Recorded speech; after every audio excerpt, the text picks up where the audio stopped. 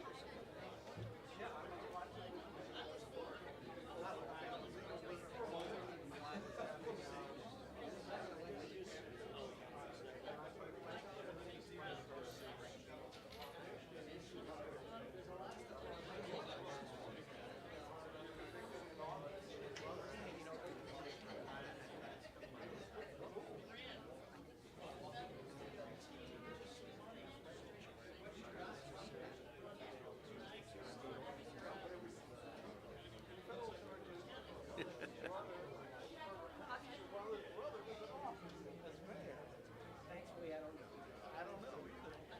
I don't know if the question will get asked. When I wrote the question, sent it in, and when I left, come here, they didn't ask me.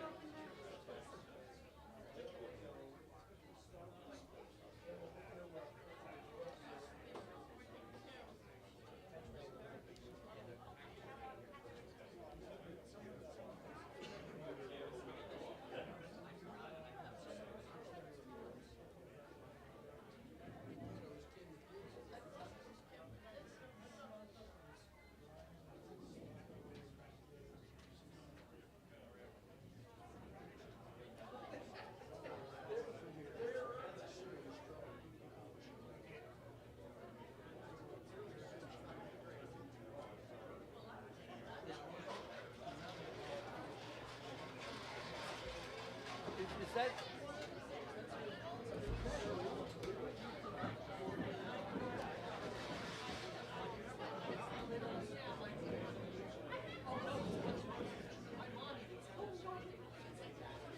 Is that new?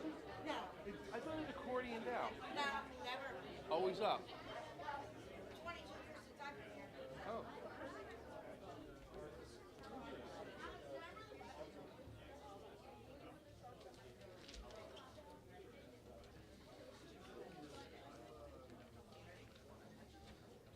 Good evening, everyone.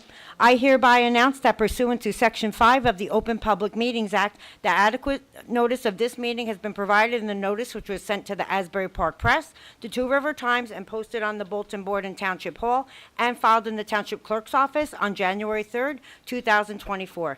Mayor Impreviduto? Here. Mr. Foster? Here. Ms. LaMountain? Here.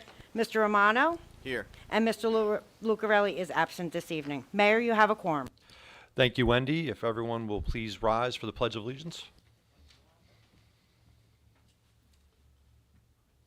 Allegiance to the flag of the United States of America and to the republic for which it stands, one nation, under God, indivisible, with liberty and justice for all.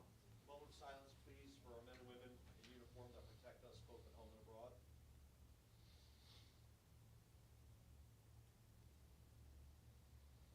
Thank you.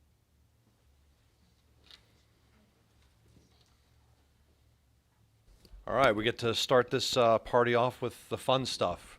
We have a proclamation here for the boys 5th and 6th grade HYAA CLL champions. All right, here we go. Come on, come on. Here we go.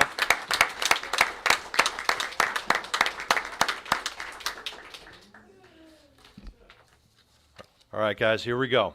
Whereas the HYAA boys 5th and 6th grade lacrosse team won the Coastal Lacrosse League Championship for the second year in a row, and whereas the team arrived at the championship after having defeating Wall Township in the first round and Rumson Borough in the semifinals, and whereas all members of the team contributed to this remarkable season, and they all consistently displayed exceptional dedication and teamwork in their pursuit of excellence, and whereas this group of now 7th graders look forward to the upcoming season, during which they will work hard to pursue the Coastal Lacrosse League Championship for the third year in a row, playing strongly again their shore conference opponents.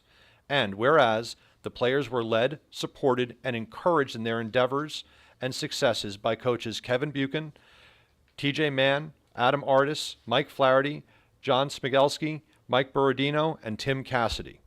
Now, therefore be it resolved by the Mayor and Township Committee of the Township of Holmdel that congratulations be extended to the following: Andrew Rivera, Ian Sharma, Bradley Denton, Brandon Bogan, Caden Wesh, Cole Zizzo, Daviano Bodner, Dominic Satilli, Ethan Levant, Sam Levant, Fisher Artis, Lachlan Buchan, George Zanakis, Harrison Cassidy, Jack Marciano, Jack Smigelski, James Fuker, Joey Winter, Lucas Marciano, Max Novatsky, Maxwell Colantoni, Michael Borodino, Nicholas Sanfilippo, Ruari Flaherty, and Teddy Wall, personally and officially on behalf of the residents of the community for their outstanding achievements.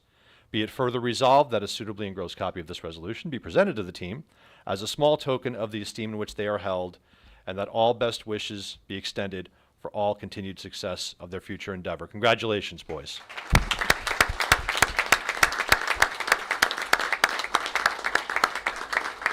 Come on up. Come on up, fellas.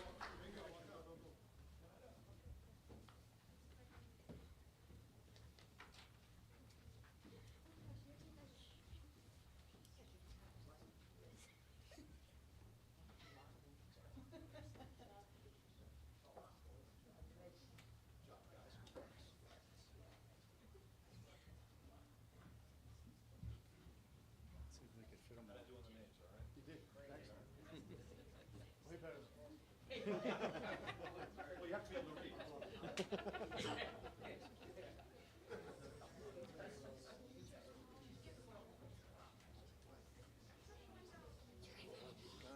They all live there. Is there a proclamation? Are they holding a proclamation or no?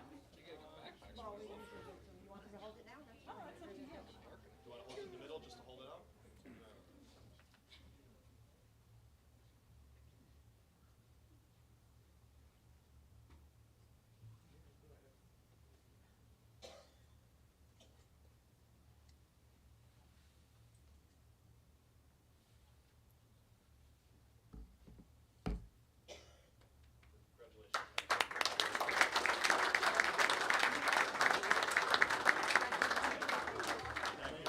here, guys.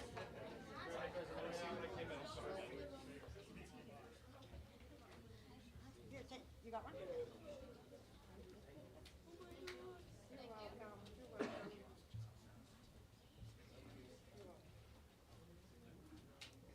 That's it?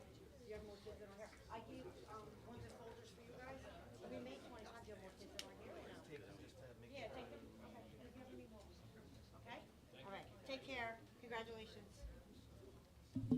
I thought it was mine for a second.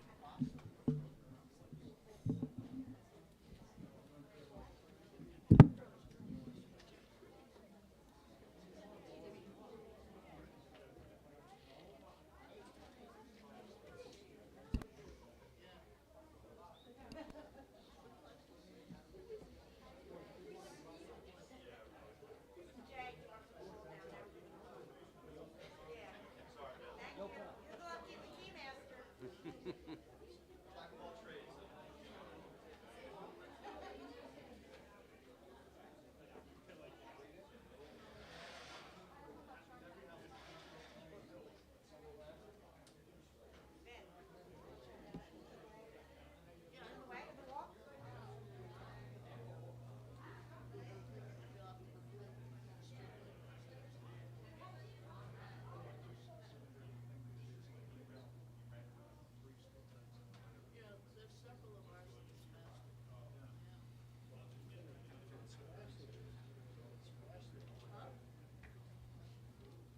All right. We now are moving on, the New Jersey Chiefs Association presentation, the Holmdel Police Department accreditation recertification. Chief, you want to come up?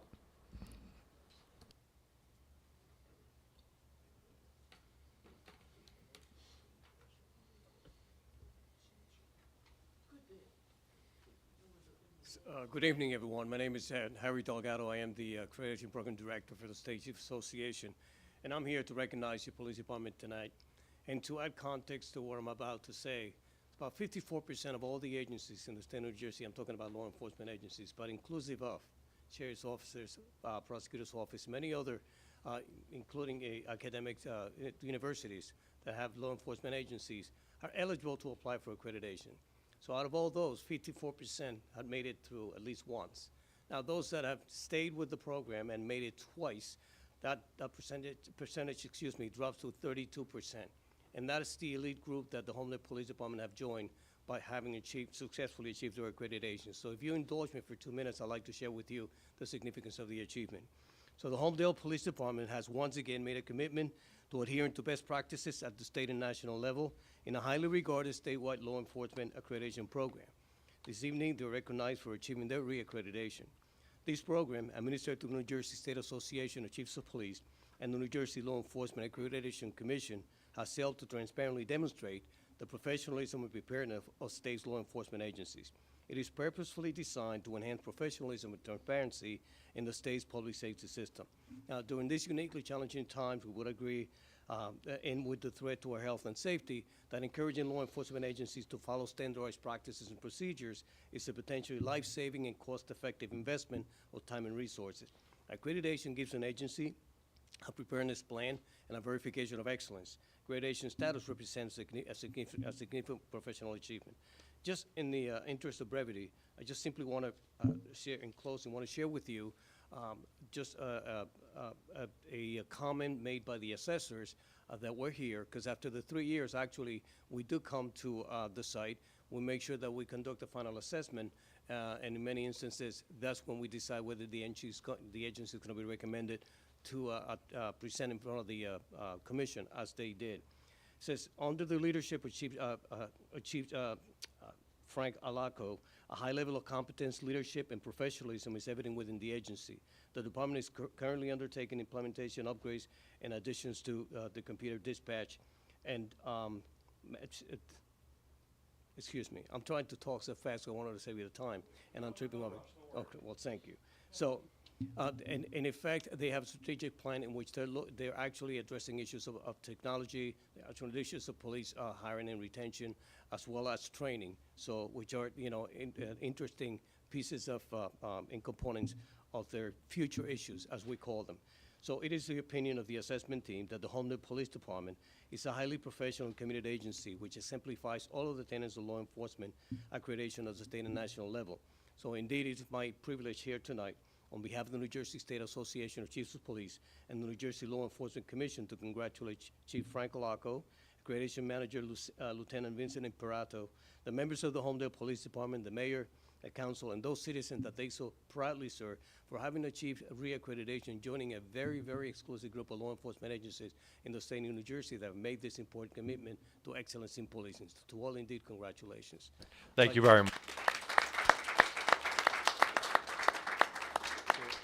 Your certificate. All right, let's turn that around and get a picture with that. Congratulations, everybody. Thank you, Chief. Thank you, Commissioner.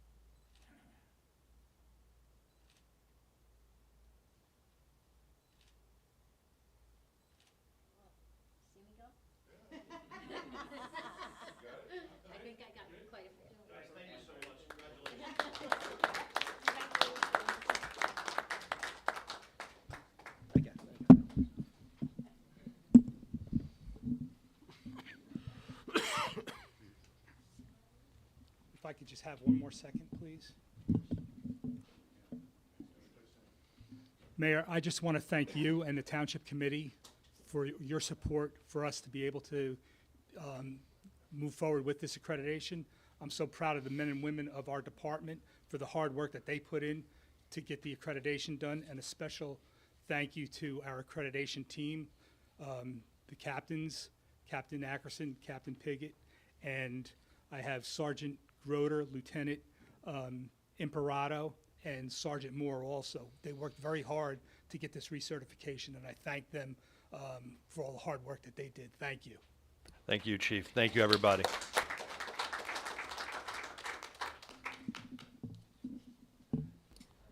So if we may, I think we're going to, I'd like to switch up a little bit our order of presentation this evening. While we have the chief here and Officer Minoski, I'd like to take the moment for the Holmdel Police Department to stay on and walk through some of their information before we move on to the JCP&L presentation.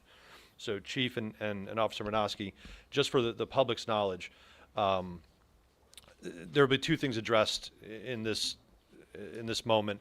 One, the Turnpike Authority has reached out to us recently, yesterday I think it was actually, and they've talked about to us the congestion that we see on Crawford's Corner Road and the entering and exiting at exit 116, which when I was a kid was heavily policed. It was, you were not allowed to go in and out of the parkway there. Since then, somewhere along the way, that's changed. So as a result of that conversation, we've asked Officer Minoski and the chief to walk through some numbers for the town just to be transparent about the comings and goings and how much volume we're really seeing. And we'll see where these conversations go. We're waiting on some dates from them to schedule a discussion. So, Mayor, due to the heavy traffic issues that we've been having, we have taken a long, hard look at that, and I asked Patrolman Minoski to take a look and do some counts for us to give us an idea of what the traffic is at that coming on and off the overflow roadway, the access roadway. And I'm going to turn it over to him. He'll go over his numbers, just a brief number of some of the numbers that he has and then some of the issues that we've been seeing. great, thank you. Good evening, everyone. This first came to light, we've noticed obviously the issue of more traffic getting on and off there over the years, but once the Board of Ed, was starting to bring to fruition that they were going to combine the start times with the SAT school and the high school, we took a harder look at it. So back in May of 2023, I sat out there with just a clipboard and a pen just to sit there and just do some tally marks to figure out how many cars were there. Had my morning coffee with me. I did, got there nice and early at 6:15 in the morning. I picked up that pen and I was shocked that I couldn't even put it down. I was doing tally marks left and right, and it was averaging at probably about 100 to 125 cars every 15 minutes. So that totals to about 500 cars an hour between the peak hours of the morning commute there. And the PMs, I didn't do those then, but I repeated those same counts in June of 2024. We saw about the same. So the exact numbers from 7 to 8 a.m. back in May of 2023, we saw 606 cars total that were on that road. From 8 to 9 a.m., we saw 504 vehicles. The peak 15-minute window there was from 7:45 to 8 a.m., which we saw 190 vehicles within those 15 minutes. So, like I said, that was a lot there. And there was only 267 cars in the commuter lot itself. So you could see how much of a majority of the people are just using that as an exit. In June of 2024, I conducted from 7 a.m. to about 9:15 a.m. And from 7 to 8 a.m., we saw 570 cars. And from 8 to 9 a.m., we saw 498 cars. That peak time there was 7:15 to 7:30. We saw 180 vehicles.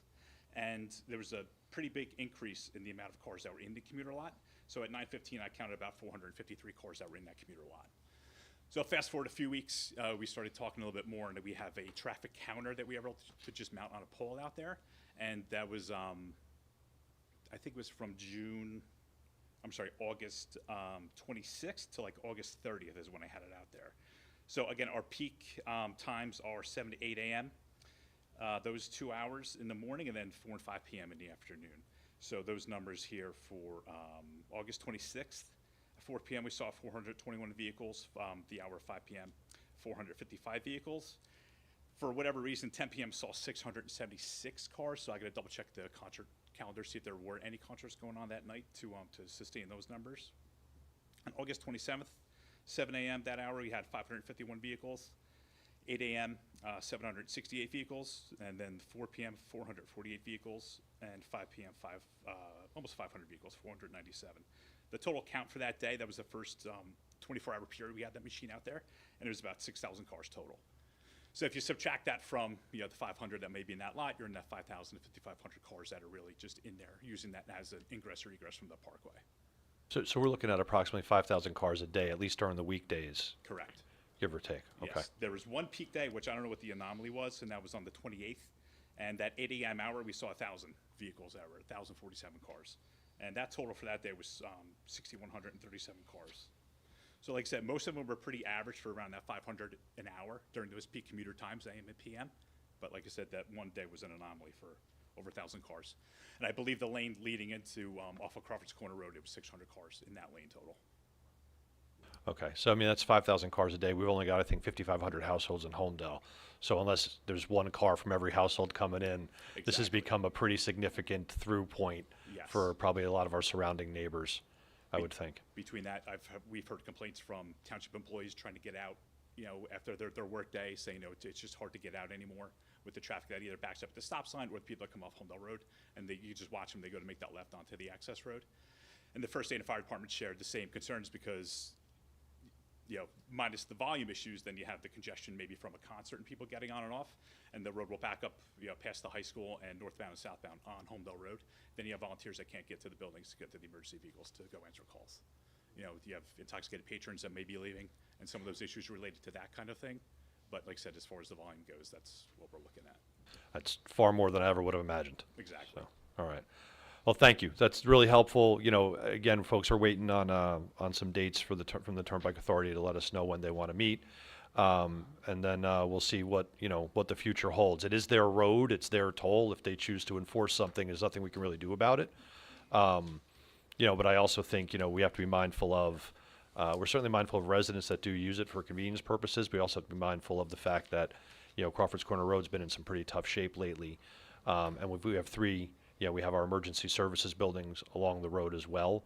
And so there's certainly some safety issues and some concerns that could arise from the volume. Exactly. Thank you. All right, no problem. Very helpful. Appreciate it. Chief, you have a moment to talk a little bit about some activity in town lately? Yeah, I just want to just give you some brief information on some of the burglaries that we've had recently. It may seem like we've had an increase in them. It's only been this last month or so where we've had a few additional, but I just want to give you some numbers because we're really not up higher than any other years. Now, to date, up to today, we've had 13 residential burglaries. 2 of the victims of those burglaries were Asian business owners, so they weren't there at their houses during the day, and the houses were were burglarized during the day. 4 of the 13 cases, the actors were identified and charged, so our guys have identified and have made arrests on 4 of the burglaries that we've had. We've had 8 motor vehicle burglaries, that's cars broken into, or attempts to break into the cars. 3 of those 8 were the felony lane gang, and if you don't know who the felony lane gang is, that's the group that goes around and hits the cars in the parks. When people are out of the cars, they leave their valuables in the car, in pocketbooks and stuff like that. They smash the windows and go in and break into the cars. And we had 5 attempts. There have been no actual stolen cars this year. We've had no stolen cars. We've had a few attempts. We had one just the other night on Rambling Brook. We put that information out when we do get those attempts. We want to make sure that our residents are aware of that. There's been a number of stolen cars in our surrounding towns. Some of it you've seen in the newspapers and some of the issues that they've had. Not to say that these individuals haven't been here and looking, because our guys on the midnight shifts, our officers have a number of times seen the cars that are coming through and chase them out of town and just get them out of here. Unfortunately, that car the other night got in here, but they do know the type of car, and our detectives were up in Newark today located a vehicle and was processing it. Compared to last year in 2023, at the same time, we had 17 residential burglaries. 2 were cleared by arrests. We had 2 cases last year also of Asian business owners' homes that were burglarized. We had 12 motor vehicle burglaries, 3 being the felony lane gang, 9 attempts, and in last year up to this point, we had 4 cars that were stolen and recovered, but this year we haven't had any. But we have been seeing more activity recently, and our officers are out there.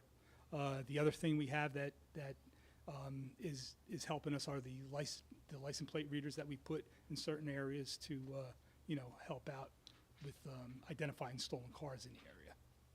Chief, thank you. I mean, I actually didn't, I didn't know the numbers coming in. It's a tribute to you and to the police department, the work you guys are doing. That, I mean, I've been on here 3 years now, and I felt like the minute I got on, we were talking about cars being stolen in Holmdel, and to not have any stolen this year, it's a tribute to the work you guys are doing. So we thank you for that. And it sounds like overall, these type of incidents are declining for us, and so we're just thankful for all the hard work you guys Just put want in. to make sure too that our residents, even if they see anything suspicious, they call us so we can get our guys over in those areas, and also make sure that they set their alarms and have their cameras working, because that has helped us identify certain guys. No, that's great. I don't know if anybody up here, any of the committee, has any questions for the chief or anything? I was just curious, of those arrested, how many were using minors? Probably like half of them. Yeah. That's still a big part of their operation. Absolutely. Yep. Do you mind taking a question or two from the audience while we got you here? Sure. You got it. Should I come up or no? Yeah, no. Hi, Chief. Thank you. Congrats on the certification. Thank you. I know on Rambling Brook, they tried to crowbar the kitchen window open or something like that. Rear window, and I think it was a house that had a luxury car. I'm on a neighborhood watch, and I kind of lashed out this afternoon saying, listen, when everyone's ordering $10 Starbucks delivered, $22 Chipotle meals, $27 salads, we have all these new people coming in and out. You add that to the unmarked Amazon drivers now, being they use their personal cars. It's really hard to keep track of who's coming and going.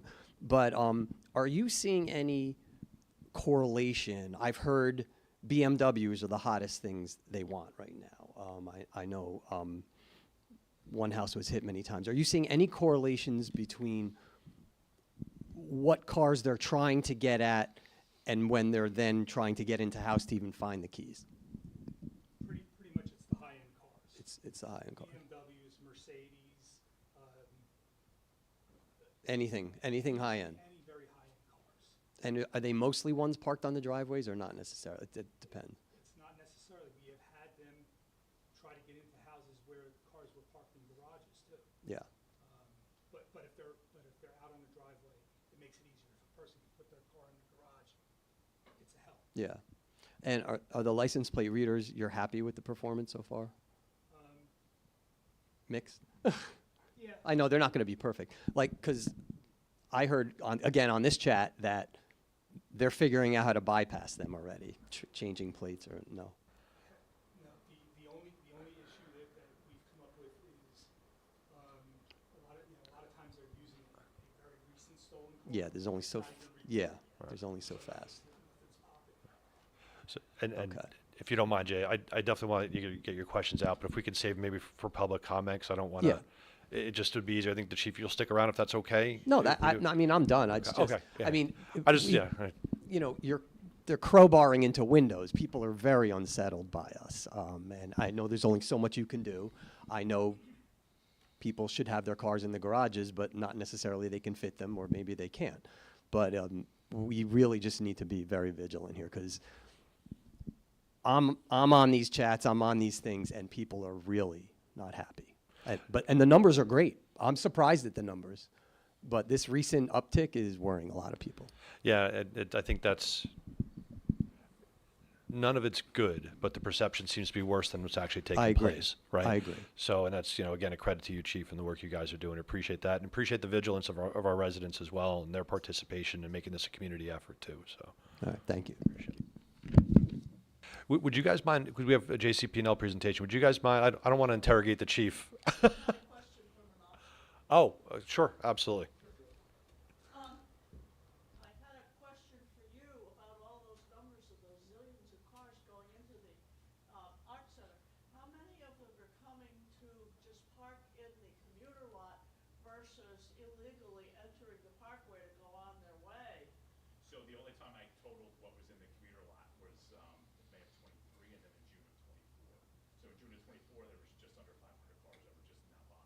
So like I said, that's why They were just commuter.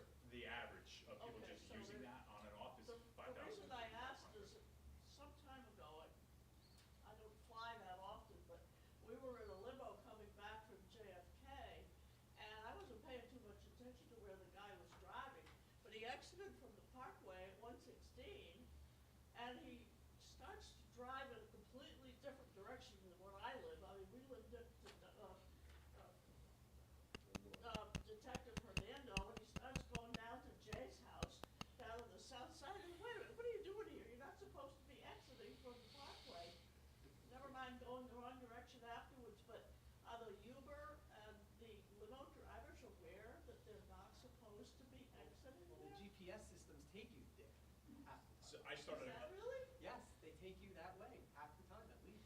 briefly, I started a collaboration with through Waze where I can actually log into a Waze account and pull up certain roadways and I could shut down certain roadways on there in case we have an emergency or some road construction, you know,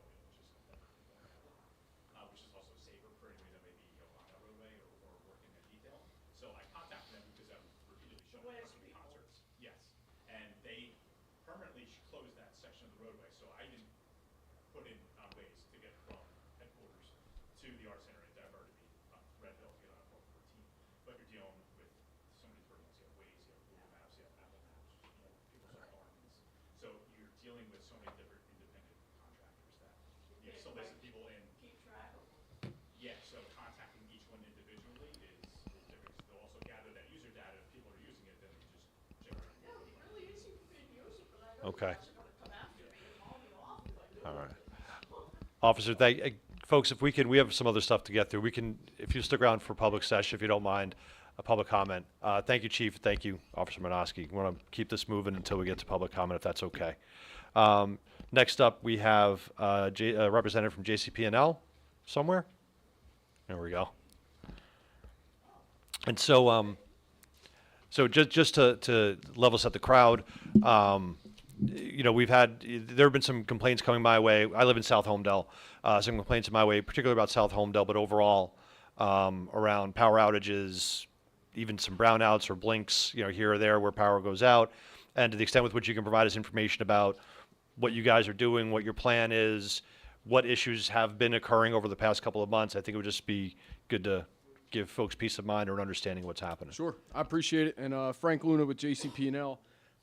First, I want to say congrats to the chief. I mean, our folks in JCP&L work very closely with your police department, and you know, whether it's Blue Sky Day, I was talking to the captain about some license plate readers, oddly enough, which we had worked with your department on getting done, and then obviously during emergency operations, I know we've worked very closely with the detective Fernando for quite a while on what's going on with your OEM. So you guys have a top-notch team here, and I think the reaccreditation proves that.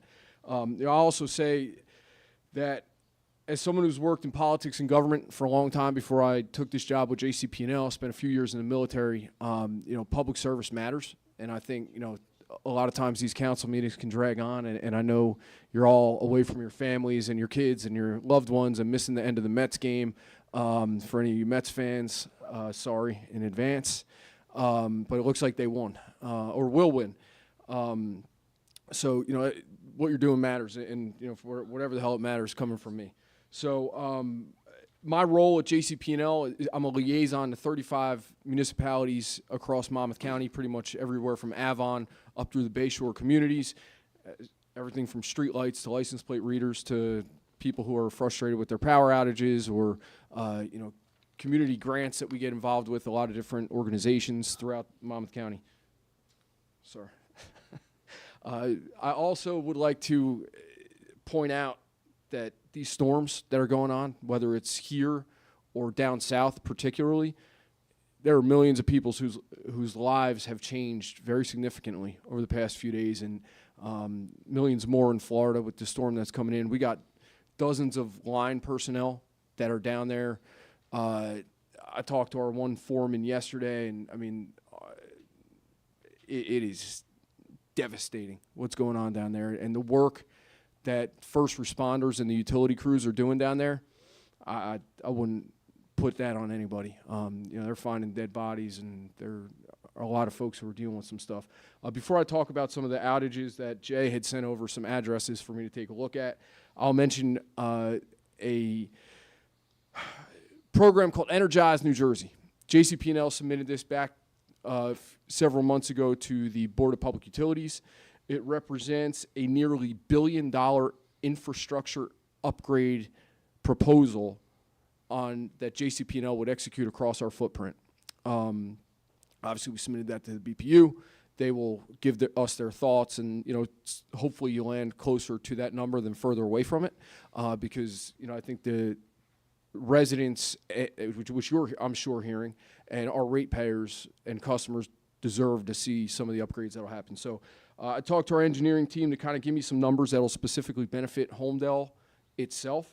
And just from a global perspective, in that $1 billion is basically in grid and substation modernization. So what you think of as the grid is, everyone's like, well, the grid. Well, the grid is certainly in need of some support, which our proposal would show, that we think that there are some upgrades that are necessary there. Substation modernization, that's something that's a little bit less talked about. But the substations are what brings the power into the communities. That's kind of what we base our tree vegetation management work on. We do it by substation circuits. And I do have I sent it over to you guys. I don't know how much you looked at, but I do have those kind of specifics I can talk about. So Holmdel would see about $10 million. Now, give or take, some of that work is outside of Holmdel, but would impact Holmdel, obviously, in a positive direction. Everything from substation work, switch gear, to new poles, wiring, circuit redundancy, where, instead of 300 people being impacted by a power outage, which I think we've seen, that was kind of some of that South Holmdel area. That neck of the woods has seen a few outages of like 300 to 400 people that, when their circuit redundancy is completed, would be 80 to 125. So that is a big part of what our focus is right now, is just kind of working with the BPU and then the amount of work that will come out of that, we're hoping is very substantial. And how long would it take to complete that work? A few years. Okay. I mean, yeah. I mean, it's most of this stuff is as simple as changing out a string of poles or hot wire or hot spots on wires, upgrading that stuff. I mean, it would be a several year project, but it's interesting. You said something that I think some of the numbers that I looked at when we were talking to the chief, the perception is sometimes worse than what's happening. And when I looked at some of the numbers in South Holmdel, and before I get in, I get a little wild, so I'll go a million different directions, and I'm always thinking, I'm already thinking about the Yankee game tomorrow night. So, it's playoff time. I mean, that's what we're all thinking about in some way. So, in 2023, just so the residents understand, we did trim, we did a lot of vegetation management. So, Crawford's Corner sub, which may mean nothing to you, may mean everything to you, but I just pulled out some of the names of the streets in that area. Algonquin Road, Alaco, is it? Alaco. I know, I was joking with him. I mean, good Irish guy in the back there. And then Brisbane Court, that's another area of Crawford's Corner sub. This is the work that was done last year, where we essentially just trim these areas back. People complain that we do it, that it doesn't look great, and we just tell them, like, hey, we don't own the trees. So if you would prefer them to look better or differently, you own them, you can do whatever you want with them. Just keep them out of our wires. Lincroft sub, which is really only Winthrop Lane, and then the Taylor Lane sub, which is Shore Haven, Stephen Court, Laurel Avenue, Indian Creek Road, back there. This year, we're coming up on Hazlitt Substation, Craig Street, Chestnut Ridge, Deerfield, Holmdel Road, that area there, we'll see vegetation management. Next year, we have a substantial amount of work that's going to be done. Free New Sub, which is Line Road, Ennis Drive, Bethany Road, the Bay Substation, which is Marsan Drive, Raymond Court, South Laurel Avenue, Keensburg Sub, which is Morris Ave, Palmer Court, Stempler Court. So a lot of times people are like, hey, what's JCP&L doing? Well, I just rattled off tens of thousands, if not hundreds of thousands of dollars worth of vegetation management that we are proactively doing in areas that we have determined have outages related to vegetation. I often note we don't own the trees. We don't own the property that the trees are on. We don't own the insects that invade the certain species of trees that hollow them out, and they fall when they're sitting in the middle of Mrs. Smith's Road on a beautiful July day and knock out 1,400 people out of power. But oftentimes we are left with the responsibility to maintain that vegetation. I've had plenty of conversations, particularly in the more shore communities, about trees that people can plant under or near our utility wires that would never touch them and would still look beautiful. For whatever reason, I think the Tree City USA stuff, I don't know how long. Jay, do you remember when that was? Whenever that came to fruition, those trees that started getting planted underneath the utility wires are certainly making sure that we are remaining tree cities. So outside of the vegetation management, obviously, every day. If there's a car accident that knocks out a pole, we're replacing that pole. If there's a transformer that gets identified that's leaking some fluid, we change that transformer. If our crew is out and they notice that there's a wire with a hot spot, I mean, they're looking at this stuff with infrared lighting to see if there's an area of a wire that's too hot. They get up there, they make those changes. So those are things that are also happening. I did look at the area that you referred to, Chief, and that Jay had sent me some outages or some addresses. Winthrop Drive, which I mentioned, we'll see saw some work in 2023, some vegetation management. Winthrop Drive, Greco Road, Brown Court, those are some of the addresses. Since January of this year, I found a total of 4 power outages. Now, like any data, it could be skewed. I could be missing 2. I could have 2 more than are. Out of those 4 power outages, 3 of them lasted under 2 minutes, which you kind of referred to. Those are your flickering, quick outages. That is our equipment doing what it's supposed to do. That is a squirrel getting into a place where it shouldn't be. We had an outage caused by a cat getting into an area of a substation where it used all of its 9 lives up pretty quickly. But it caused a pretty severe outage, and people cannot fathom that it was caused by a cat. Some of the outages that are in line with kind of some of the data that I was able to review with our engineering team. Branch comes down, pops a wire out, tension of the wire. Oh, there's nothing on it. Pops back in.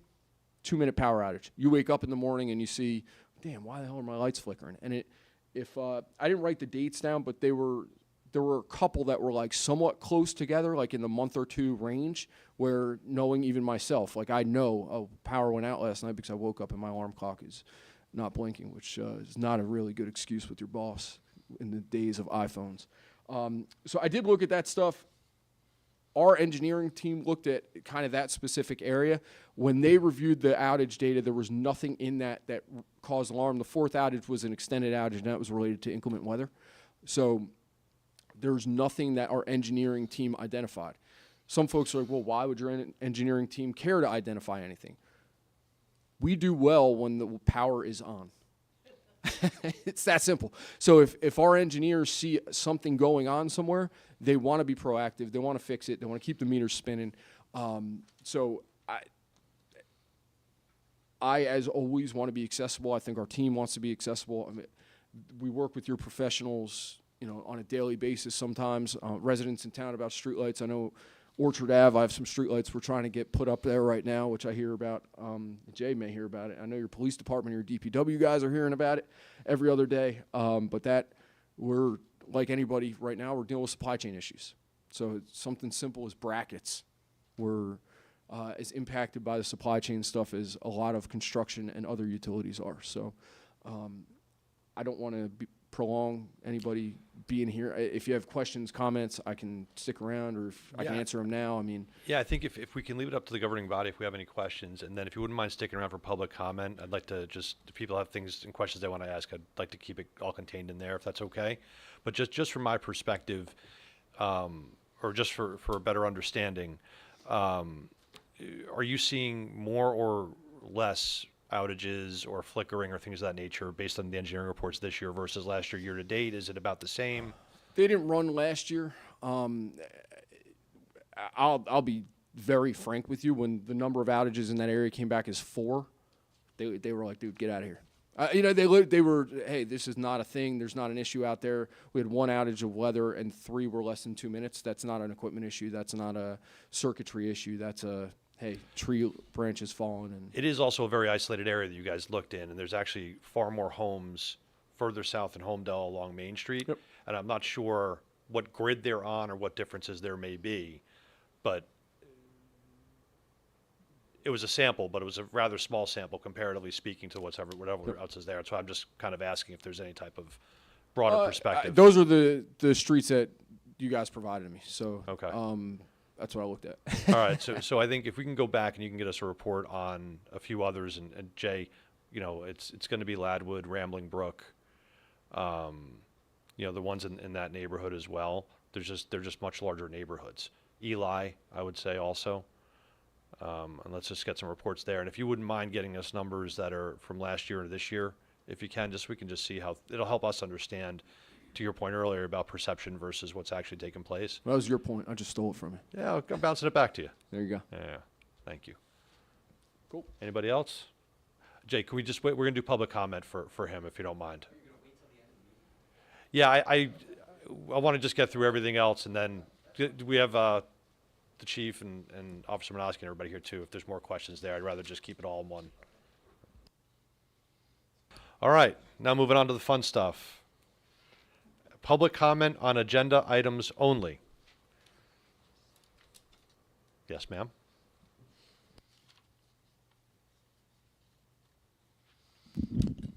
Jenny Blumenthal, 41 Stony Brook Road. I had a question which probably goes to Jay about consent agenda item 237, which is about the Safe Streets grant. And it went on for many, many pages, and I read it, and when I got done, I was completely unclear as to how much money you asked for. The feds, this is a grant from the DOT, federal, they're passing out $1 million or a few shekels up, back and forth on that. And then there was charts and charts and charts, but by the time it was all said and done, I had no clue what we were actually looking for, because what surprised me was we're sharing this money with Highlands and Bradley Beach. So it was fairly mysterious. Can you elucidate? By all means, Mr. Administrator. Thank you, Mayor. Yeah, this is this project actually goes back several years.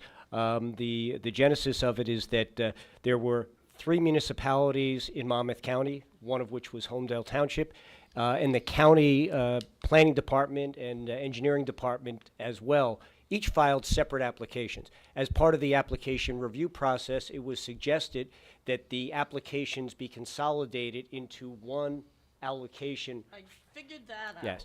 And to answer your specific question, Holmdel Township is the recipient of $200,000 of the total, just over about $1.2 million.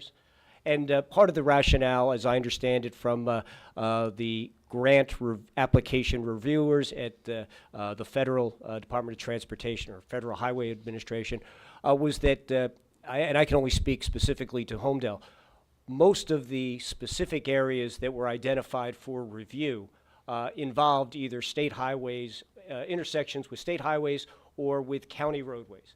So it was felt that the recommendation was based on the efficiency of having this done on a consolidated basis.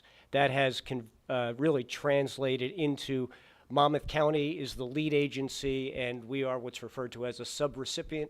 So we'll be working closely with Monmouth County as the lead agency to address this township-wide, I'll call it, Safe Street initiative for potential highway improvements. This is, I should reference that this is a planning and review grant. This does not provide construction funds, but the intent is that once the study has been completed, that this will put us in line for potential construction grant funds. So this is to identify certain state and county road intersections that might need some help, aid, and assistance? That's correct. Okay. There's an awful lot of words. Any other public comment on agenda items only? Going once, going twice. All right. On to the consent agenda. Do we have a motion to approve? Second. Mr. Foster? Yes. Ms. Lamountain? Yes. Mr. Romano? Yes. Mayor and Preveduto. Yes. Okay, resolutions on the consent agenda 2024-232 to 2024-238 have been successfully passed. Thank you. Thank you, Wendy. We purposely carved out this resolution separately. I have a statement I want to read before the governing body votes on it. And it's a little bit lengthy, but I think it's important to get everything out there. I don't want anything misconstrued or any misperceptions or things taken out of context. So, at the beginning of the year, I made our residents aware of a proposed high-density housing developments in Middletown on Holmdel's borders at Red Hill and Nut Swamp Roads. Given the proximity of these developments and the sheer magnitude of them, originally totaling more than 470 units, we as a township have tried several times to intervene in the case. As a township, we have the same concerns you have, that developments such as these cause major issues for our environment, stormwater runoff, traffic, and safety. Regrettably, each time we tried to intervene, we were rejected by Judge Linda Grasso Jones. Under the municipal land use law, Holmdel, like any neighboring property owner, has automatic standing to challenge a zoning ordinance change within 200 feet by a neighboring municipality. The judge held that there is no right for Holmdel to intervene into this builder's remedy litigation, which seeks court-imposed zoning change. Basically, Judge Grasso Jones is saying that because these developments are proposed to fulfill an affordable housing mandate, our concerns don't matter enough to provide Holmdel with an opportunity to make our case. The impact on our environment doesn't matter to her. The potential for flooding or other stormwater issues don't matter. An increase in traffic doesn't matter. Your safety doesn't matter. You as a taxpayer in the state of New Jersey effectively do not matter, because the Mount Laurel Doctrine gives priority to a developer suing Middletown to make money building a massive complex that happens to incorporate affordable housing units. In the past, I've been cautioned against speaking in opposition to the state's arbitrary, often ill-informed decision-making as it relates to affordable housing. As speaking out against could mean we'll be punished with more high-density housing, petty retribution for speaking our minds. Well, we can no longer live in fear. We can no longer live in fear of the state that we fund with our taxes. The original Mount Laurel Doctrine was based on a noble premise: to provide opportunity to folks who wanted a different life for themselves and their families. And it should be noted, the people that occupy these homes are good, hardworking people who in many instances are starting out on their path. I often think of single moms, new teachers, firefighters, and recent graduates. Consistent with the noble intent of Mount Laurel, Holmdel has complied with every mandate we've been handed to date through first, second, and third round affordable housing mandates, even though somewhere along the way this process became perverted. In my mind, this is no longer the noble endeavor it was purported to be. It has instead become a weapon used by developers to hold towns hostage to obtain zoning that constitutes bad planning but makes them money.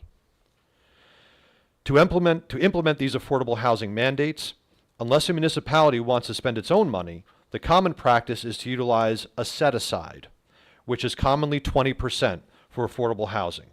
That means for every one affordable home to be built, 4 more market rate homes have to be constructed, because that's the only way developers can make enough money for it to be worth their while. Regrettably, this process is less about providing affordable housing and more about ensuring those developers can make money. It's disappointing that earlier this year the legislature passed a new 4th round law that continues the old practice of imposing affordable housing mandates, burdening the suburban towns while exempting the urban ones.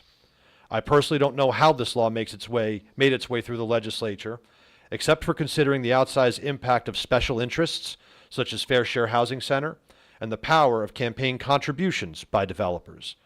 Many of you, I hope, remember that this governing body pledged via resolution to reject donations from developers at this year's reorganization meeting. If only our legislature would do the same. To put all of this in direct terms, later this month, or in more direct terms, later this month we expect the state to mandate approximately 150 new affordable units to be built in Holmdel. What that really means is 750 total new domiciles in our town. I want to think about that for a moment. The state you pay high income taxes to is about to tell you that your town, our town, has to increase the number of homes by nearly 15%, increase the population by nearly 10%, because otherwise developers won't make money. But you know what the state won't do? The state won't help us with flood remediation. It won't help us expand our schools to fit their mandated population growth in our district, hire more first responders, or improve traffic safety and infrastructure. As a result of their callous disregard for our environmentally sensitive region, in which overdevelopment has already led to significant issues with stormwater, flooding, and runoff, and the dangers to our residents that more high-density housing can inflict, we are announcing this evening that Holmdel is going to present a legal challenge to New Jersey's next affordable housing mandate, as outlined in this resolution on tonight's agenda. In the coming weeks, we will share with you all what shape this effort will take. I've already been in contact with a number of other municipalities, and in a separate initiative, 22 towns have banded together already to challenge the state on their own terms. We will decide which path is most beneficial to our town. But we've just come to a point that as stewards of your town, as residents of Holmdel, we have come to the conclusion that we simply have to do something. Holmdel can no longer sustain, can no longer handle these mandates that are coming down in the way that they're coming down.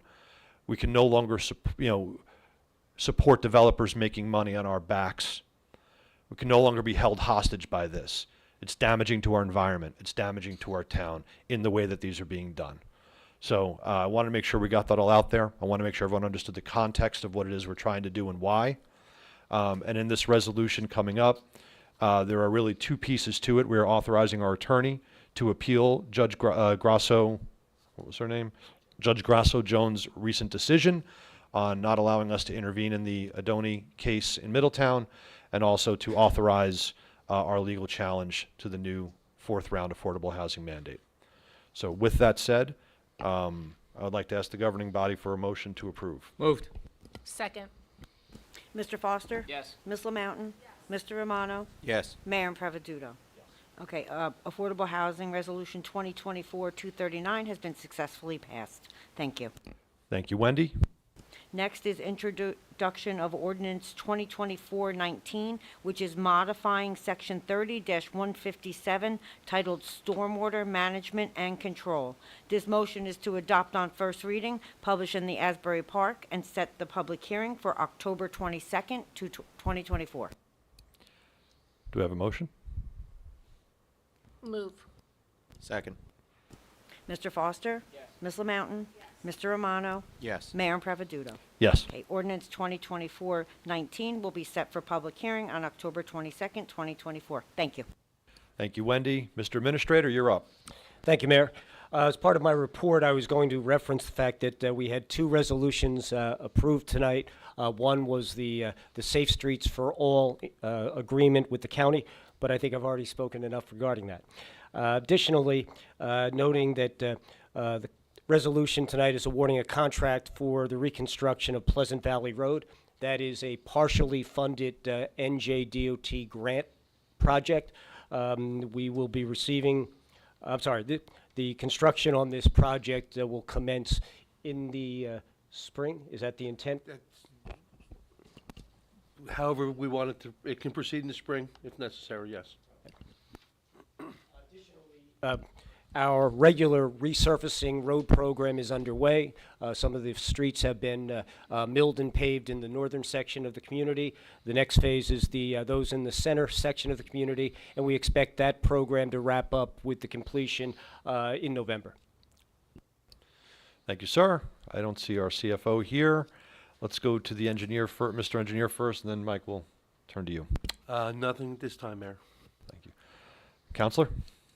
Thank you, Mayor. Just two quick items. First, consistent with the resolution that the Township Committee adopted, I will file notice of appeal in the Adoni matter up to the Superior Court Appellate Division. And also, speaking of the Appellate Division, we've informed the public that the Township did file an appeal from the BPU's determination regarding the New Jersey natural gas regulator station that was installed. And I can inform the public that oral argument has been scheduled in the matter on November 19th, 2024 at 10:50 in the morning. So our special counsel will be handling that. And I assume a decision, we're closer to a decision now that an oral argument date has been set. And Mike, there's no more appeals after this, right? You would have potentially someone could appeal to the Supreme Court and ask the Supreme Court to take the case. If we were to lose, by the way, I don't want to be presumptuous. Well, if Holmdel were not to prevail in the appellate division, the last step would be asking the Supreme Court to take the case. Okay. Thank you. All right, moving on to the committee. Mr. Romano, you want to get us started? Yep. Thank you, Mayor. In the Holmdel Library, we have a number of library and program events this month. The Library Book Club is reading and discussing the book Save What's Left. We have a new adult program, Mastering the Art of Public Speaking. Ayala, the therapy dog, will be back this month, and every month for the library's Read to a Dog program for kids. And the library's main display this month was titled, I Like Big Books and I Cannot Lie, related to junior fiction books. From the Board of Ed, congratulations to Holmdel High School National Merit Scholars. A National Merit Commended Scholar is a student who scored in the top 3 to 4% of all test makers on the PSATs. Commended Scholars are recognized for their outstanding performance and academic promise. The Township Committee joins the school district in celebrating the following Holmdel High School scholars for their remarkable achievements: Kylie Chang, Rebecca Chang, Nicholas Clifford, Madeline Huang. Stephen Hum, John King, Celeste Kwok, Alton Lundberg, Mia Marino, Jack Powers, Ava Rosasco, Ashley Sherman, Mara Unagaranu, and Samuel Z. Open house for 8th grade students and parents is October 14th at 6:30. Dr. Harritz, along with the high school administration and members of the faculty, invite current 8th grade students and their parents and guardians to join them for the annual open house program. Don't miss the opportunity to tour Holmdel High School's state-of-the-art facilities and learn more about its rigorous and extensive academic and extracurricular offerings. The Election Day school schedule adjustment. Due to the expected turnout for presidential election, a delayed opening school day schedule will be implemented for all schools on Election Day, November 5th. This will enable all pre-workday voting traffic and to be completed before arrival of the staff and students. After workday voting will commence after our schools have dismissed for the day. Voter traffic during the day should be comparatively low. The district will work to designate parking for community members voting during the school day, which will not impact parking for students, staff, and other visitors to our village and SATS campuses. As we have done in the past several years on election days when the school district has been in session, the Holmdel Police Department will assist in maintaining site security at both schools. Thank you. Thank you, Mr. Romano. Ms. LaMountain? Thank you, Mayor. For the Community Development Department, we do not have any new updates for this meeting. The Holmdel Green Team. The Green Team is preparing for the Community Energy Plan intake meeting with Sustainable Jersey. The team will also have an information table at the Bellworks Market on October 23rd. The public is invited to stop by to say hello, ask questions. The Green Team also has been working with Village School and SATS science teachers to provide them with valuable information, and we continue to plan for and work on our Sustainable Jersey 2025 certification.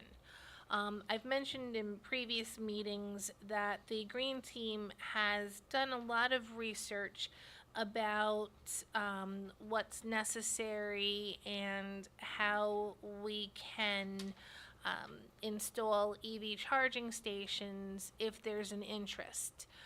If anybody has any comments they'd like to share with me in regard to whether they think continuing to explore the idea of installing EV charging stations in Holmdel is of interest or not favorable, please feel free to share your thoughts with me so that they know how much time to continue investing in this endeavor.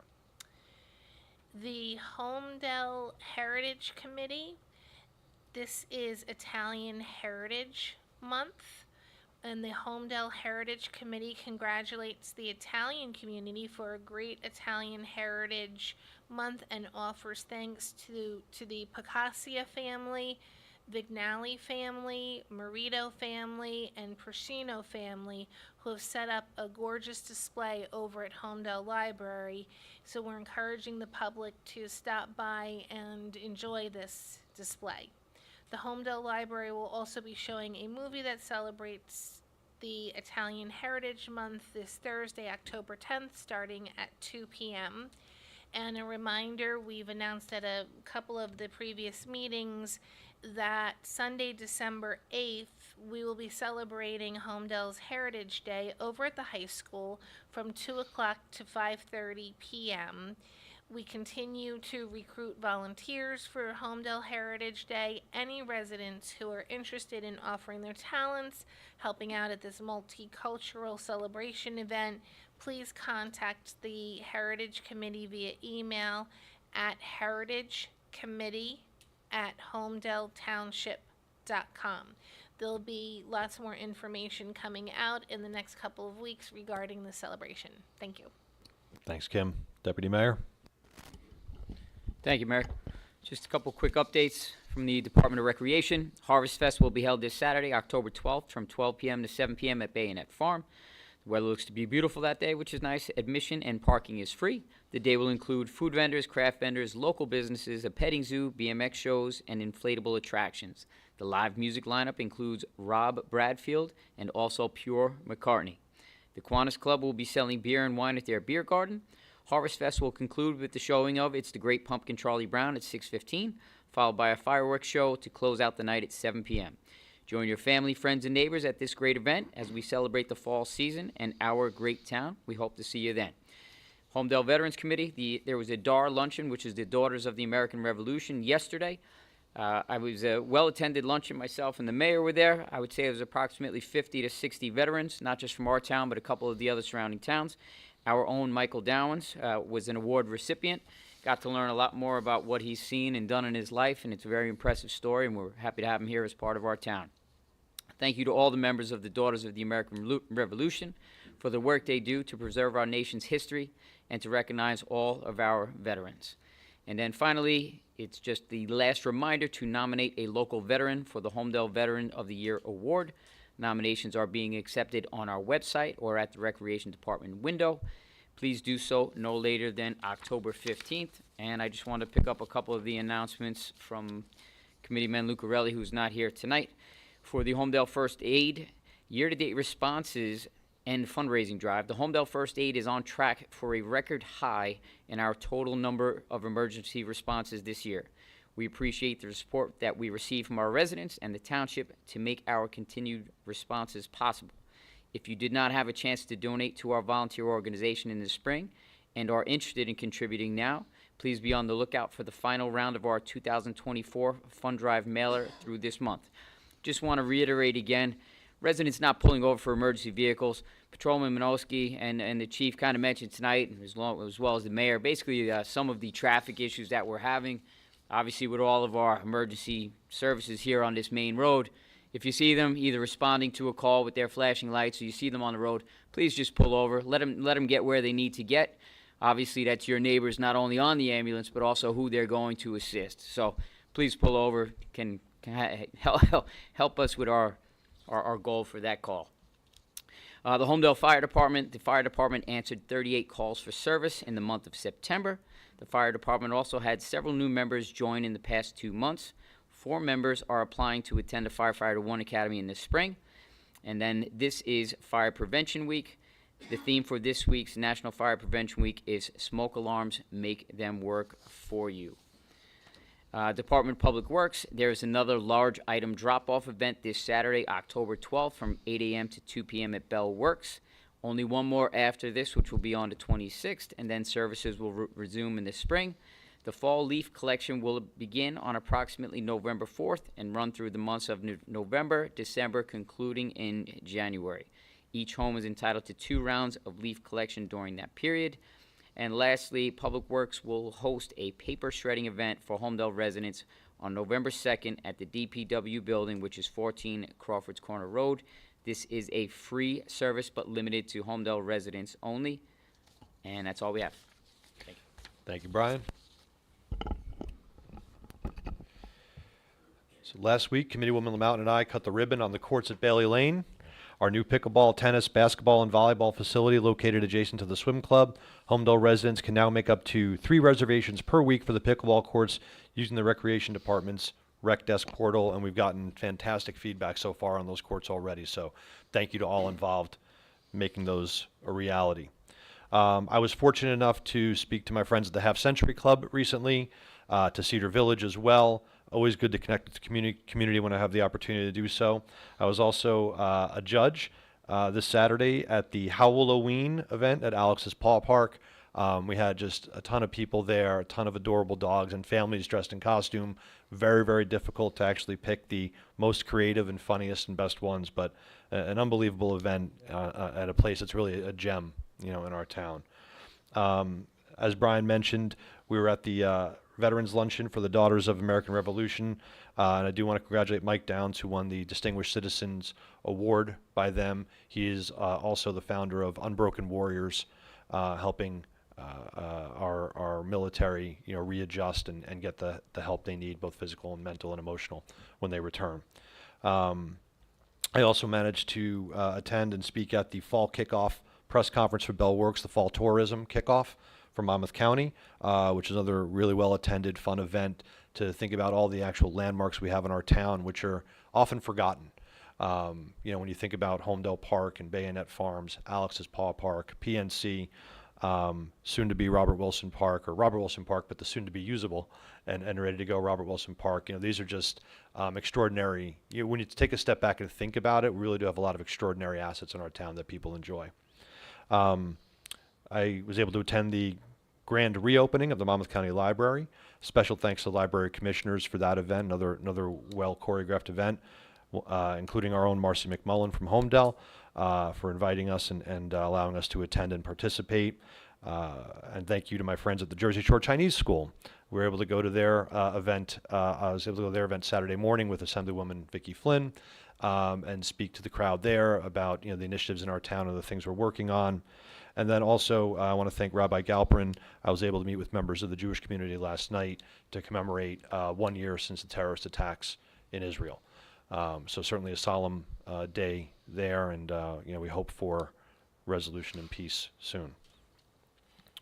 A reminder to Holmdel residents that the final day to register to vote for the November general election is Tuesday, October 15th. For more information, including sample ballots and instructions on how to register to vote, please visit the Monmouth County Clerk's election website at monmouthcountyvotes.org. The Monmouth County Clerk's Office also reminds residents that there are 9 days of early voting from October 26th through November 3rd at 10 polling locations around the county. This information is also available on the website mentioned before. Holmdel Town Hall offices and the Recycling Center will be closed on Monday, October 14th in observance of Columbus Day. Please plan accordingly. And a reminder that state law and Holmdel Township ordinance require that all dogs be licensed and that dog owners ensure that their pet is properly vaccinated from rabies. Holmdel is providing a free rabies clinic for dogs and cats on Wednesday, October 30th from 4 p.m. to 6 p.m. at the Senior Community Center. All that said, I think we can move on to public comment. So Wendy, if you wouldn't mind kicking us off. In accordance with the Open Public Meetings Act, this is a public comment period for public comment on any governmental issue of public concern. In accordance with Resolution 2022-17, public commenters are asked to raise their hand and wait to be recognized by the mayor before coming forward and making public comments. Commenters are asked to state their full name and address before commenting. Public commenters are limited to one comment not to exceed 3 minutes. Comments should be directed to the mayor and township committee, and if appropriate, the mayor may direct and recognize a staff employee or professional to respond to comments either at this meeting or in writing after this meeting. Thank you, Wendy. Anybody? Mr. Trisquita? Patrick Trisquita, 56 Line Road. First, I would like to thank the police department for the home security assessment and evaluation. I signed up for that, and promptly an officer came by and went through many things with me and my wife to improve the security around our house, and a lot of them were very simple things that were easily accomplished and done, and I want to thank you and encourage all residents to do it. Thank you very much. The second question, second comment is concerning the gas, the BPU gas kind of thing. You said you're going to be having oral arguments with that. As you know, the thing is in, it's running, it's quiet. And, I've driven by there many times. It looks pretty good to me. What would Holmdel's remedy be if we do win this case? To take it out, or to, because it is providing a service to millions of people downstream of that gas line. Thank you.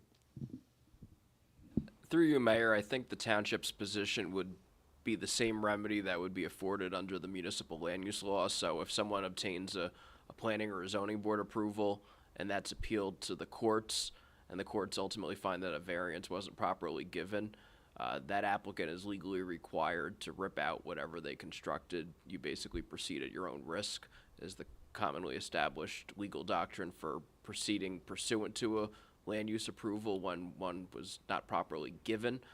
This is a slightly different legal issue because it's an appeal from the BPU rather than under the municipal land use law, but that, I think, would be the township's position. To have it ripped out. Okay. That would cause Holmdel a lot of more upset than just leaving it where We're where it is continuing right on the now. we're continuing on the path that was set, and I think we're Okay. reaching the end. Okay. The end of the Thank line. I think it's probably the best way to think about it. Mr. Yanella first, and then some others. Jay Yanello, 18 Ladwood Drive. We've discussed this topic before. I can tell you I was at probably 100 hours of meetings for that regulator station, and the justification for possibly ripping it out, whatever odds that may be, how low or whatever, would be how disingenuous the utility was during those proceedings and how their story changed. It was really an unattractive situation, and they misled the town, and et cetera, et cetera. Really quickly, there were two very meaningful accidents outside of Ladwood Drive between Ladwood and Eli, I guess, over the past 3 or 4 weeks. Do we have any data on what caused those accidents? Actually, and then there was another one, the Il Mercado. That's a separate one. One car went into the trees. I know there's a sunsetting problem there when you're going up 520 heading toward Marlboro. I know there's a lot of distracted drivers coming out of both schools, the college and Christian Brothers. You're always seeing kids with their heads. Maybe Chief can answer that. And the reason I bring that up is obviously as we seek to develop the Vonage property, I've been here 25 years. I've never seen 520 as jammed up at 3:45 ever before. I mean, ever before. And when we open that up, it's going to only get worse. I know something has to go there. Also, I know there's an attempt to put diesel at Exxon, at the Exxon Village. I can't even imagine, maybe they wouldn't fuel 18-wheelers there, but I can't imagine moving trucks or Amazon trucks or any other diesel vehicles there with this kind of traffic situation and these kind of meaningful accidents. Mr. Delaney, I'm curious, and a lot of my neighbors are curious. We are very excited at the prospects of Ladwood Drive getting repaved, but many of us are concerned, why are we repaving in November? Paving, it's like paving 101. You get a much better job in the summer. It melts. It gets a much tighter. Why are we, I heard we're on track for November. And I don't mean to be flippant about it. Are we getting better prices? Is it the budget? Like, why aren't we paving in July and August? I'll let Jay answer. My opinion is that I think we wait till the capital budget gets passed before we kick off the next. Then respectfully, I think we need to change that because we're not going to get a tight seal. I'll defer to the experts on paving. Certainly, the warmer the weather, you do get the asphalt to go down more easily. Tighter, yeah. But it is common practice to pave, right up through, the fall season until cold weather really sets in. Specifically this year, we had some changes in personnel that delayed the capital projects, particularly the road program, for some period of time. And we've actually are in the process of changing our schedule so that capital actually starts in the fall, as opposed to the way it's been done in the past. Okay. And Jay, Mr. Delaney, Jay, we've discussed Holmdel Road many times. It's again getting to the point of almost being unpassable. I know in the past you said you've talked to the county and it's somewhere on the horizon. I mean, it's really bad. If you have a giant truck or a giant SUV with giant thick tires, it's fine. Hold me there. But I mean, when is that road getting repaved? It's a utter embarrassment and dangerous. Yeah, I can double check. That is a county road. It was on the county's alternate list for this year. It was actually number 1 for alternate programs. Our last check with the county was that no final determination had been made as of yet. Typically, actually, in terms of road programs, by this point in the year, we are usually informed as to a preliminary, or we're close to the date when the county tells us of the preliminary schedule for next year. And again, the expectation is that if Holmdel Road was not or is not completed as part of the current year program, that it would be part of next year's county program. But we'll double check on that. Yeah, I mean, can we push them to remediate it till then? I mean, yeah, it's bad. I know, Yeah. Mayor, you live on the other side. Yeah, we'll reach out. Some of us go up and down that 8 times a day. Yep. And understood. then JCP&L questions later. Yeah, why don't we, Okay. in case other folks want to come, and in the meantime, Chief, if I recall, the one accident, I think, on Main Street was a medical issue, Il Mercado. We're investigating that. It's possibly a medical issue that caused that. The other two, I'm really not familiar with. We have accidents on, many roads, many accidents our guys are investigating. But our guys are working a grant for distracted driving, and they go out and are issuing many tickets to people that are on cell phones. So we are currently working on that. The CBA kids come out like this and look there. I mean, it's almost like 60, 70%. Like that. Yeah. Cool. Thank you, Chief. Anybody else? Public comment? Mr. Blumenthal? Ralph Blumenthal, 41 Stony Brook Road. Question with regard to the ordinance that you introduced tonight. I didn't see any text for that in the agenda. I may have missed it. What's the status of that? What got introduced and when will that be available? Thanks, Mayor. For Starwater. There was a lot of back and forth, but it's basically the DEP model ordinance that the municipalities are required to adopt. There were some minor edits that were going back and forth. The final version was sent over this afternoon, and the clerk will certainly have that available to share tomorrow. Okay, and the other question, a question for the JCP&L. I don't know where you want to take it. No, by all means, I just wanted to make sure that. Fine. No offense to Jay, when your 3 minutes are up, I wanted to, you can come back. Go ahead. Okay. Clearly, you've mentioned extensively that vegetation is a problem because we have trees in this town. the other choice of dealing with that. Ralph, could you speak into the mic? I think Yeah, this way okay. we'll all hear you. The Thank other choice of dealing with that is undergrounding some of the wires. Has JCP&L been considering that as an alternative? JCP&L is an above-ground utility. Okay, so because that would, it's more expensive, but it would totally eliminate the interaction with trees. Okay. Okay. Any other? Mr. G? Yeah.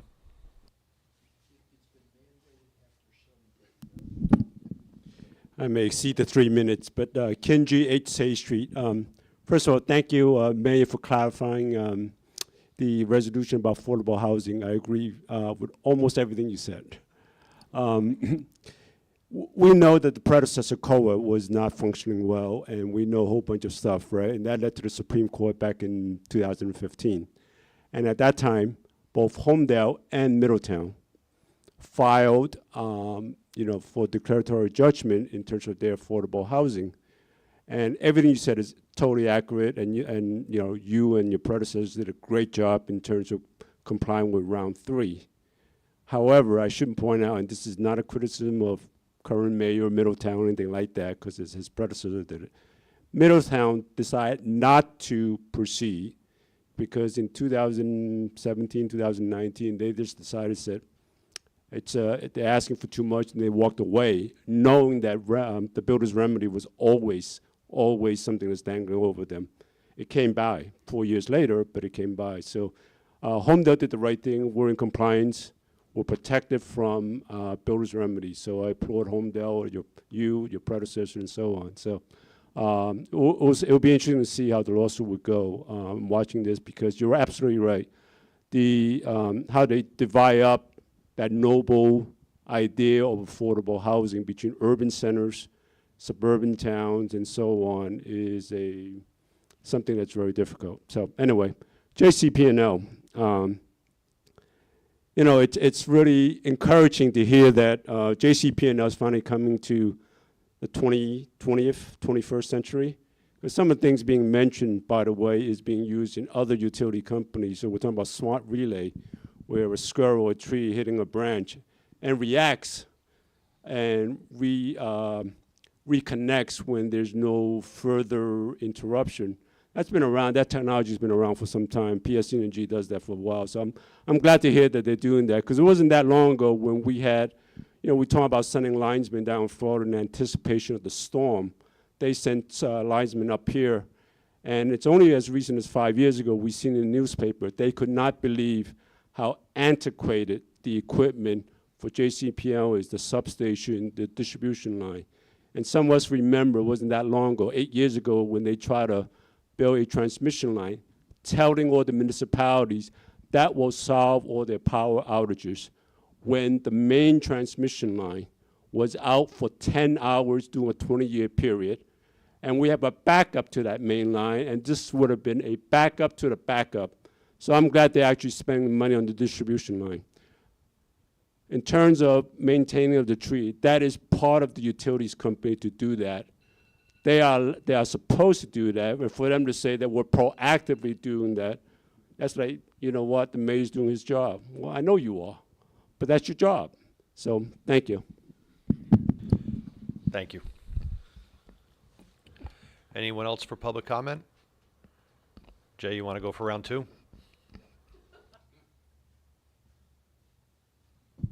This is for JCP&L. I used to cover the utility industry, and I'm not sure about the current regulations, but a lot of what I believe, a lot of what's not being done by JCP&L are things that come out of their operating expenses, which may not necessarily be recouped from ratepayers. From what I understand, this big project you're talking about, a lot of the big bundled tree trimming projects are adders or things that go in the rate base that are guaranteed a return on investment by ratepayers, all of us.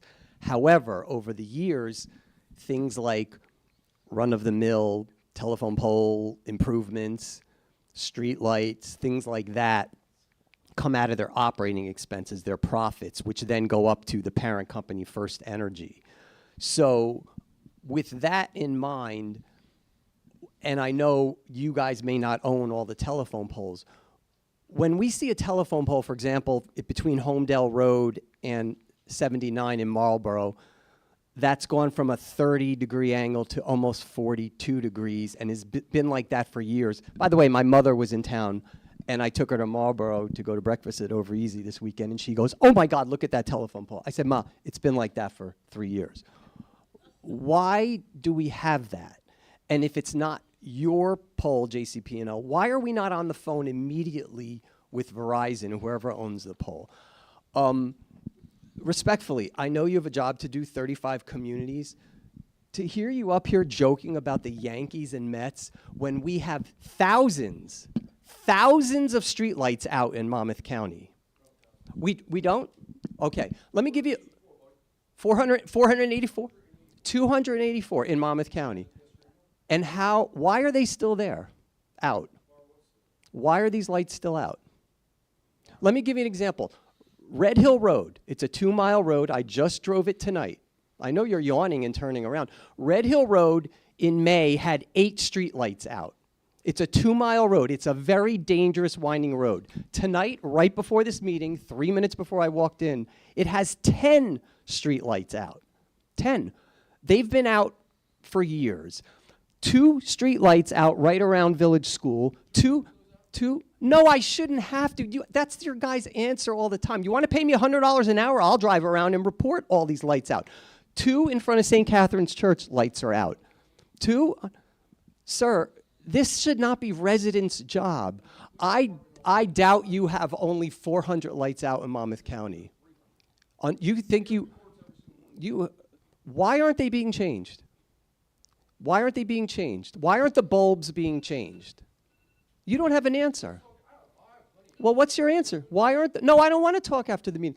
This utility has really been abysmal at the local grid. We have decrepit telephone poles. We have telephone poles in Holmdel at 30 degrees. This one on Holmdel Road, and my mom was aghast. I don't know how many lights we have out. If you want to pay me to go around and drive and report the lights out, I will do that. But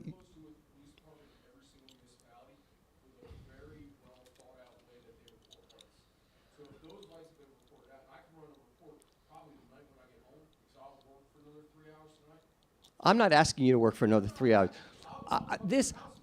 I don't want you to. I've heard your dog and pony shows up here for years, okay? But the lights aren't being changed.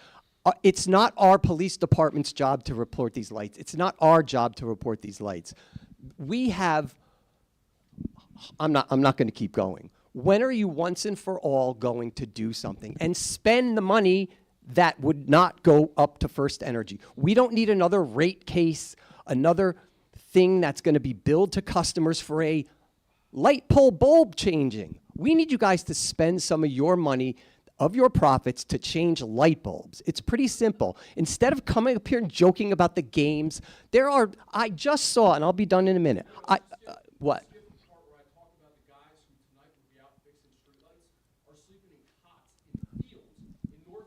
Sir, this has been going on. Do you think we're morons in this town? Guys, I I'm don't. sorry, Your Honor. I'm sorry, Mayor and Preveduto. I respect them. I respect all your employees that risk their lives getting on the polls. What I don't know, I respect those people. I don't respect the people in the office making the decisions of what their priorities should be. All right. I don't want to talk to you. I've talked to you for years, and nothing has changed. I will say one thing. Overall, Ralph, overall, in South Holmdel, reliability overall seems improved. The momentaries, the instability does seem worse this past year. So there is definitely some improvement. I would say ratepayers are paying for that in these adders. But this street light situation, these telephone poles listing, there's no excuse for it.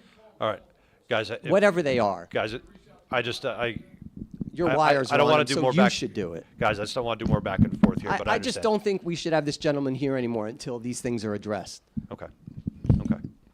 Thank you. Before we close, I just want to mention two things that I missed earlier. One, I want to thank Committeewoman LaMountain for joining me last night at the to meet with the Jewish community. Gentlemen. Guys, we're going to wrap this up. You guys take it outside. I want to thank Committeewoman LaMountain for joining us last week with members of the Jewish community to commemorate the terrorist attacks on October 7th. And I want to thank Deputy Mayor Foster for joining me at the Monmouth County Fall Tourism kickoff. I neglected to mention these guys earlier, so thank you. I apologize for that. With that, let's have a motion to close. Second. All in favor? Aye.